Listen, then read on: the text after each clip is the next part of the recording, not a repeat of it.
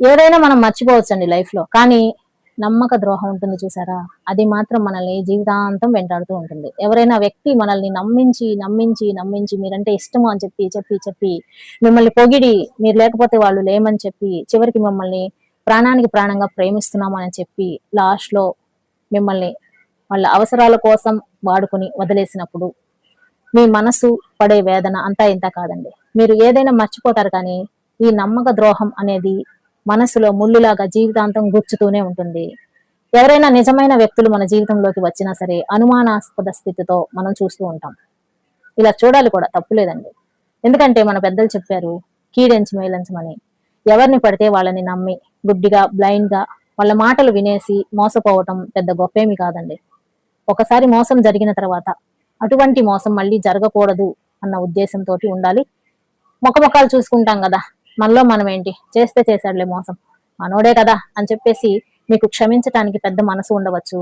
ఇది కనుక మీరు ఇలానే చేస్తూ ఉన్నారనుకోండి, మిమ్మల్ని చేసినట్టుగా 10 మందిని మోసం చేసేస్తూ ఉంటారు. కాబట్టి మై డియర్ ఫ్రెండ్స్, మోసం చేసే వ్యక్తులని మనమేమి పెద్ద మనసుతో క్షమించాల్సిన అవసరం లేదు. అటువంటి వ్యక్తులని దూరంగా పెట్టండి. రెండోసారి మీతో మాట్లాడటానికి ట్రై చేస్తే ఎంతవరకు అంతవరకు ఉండండి, కానీ మళ్ళీ క్షమించేసి మనోడే కదా అని చెప్పేసి మీ తొక్కలో మంచితనంతో అట్లాంటి వాళ్ళని ఎంకరేజ్ చేయకండి ఫ్రెండ్స్.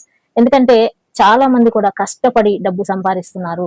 డబ్బు కానీ ఏదైనా సరే, డబ్బు కన్నా ఎక్కువ మనకి ఎమోషన్స్, వాటితో ఆడుకునే వాళ్ళని మాత్రం అస్సలు క్షమించకండి. అట్లాంటి వాళ్ళని దరిచేరనివ్వకండి.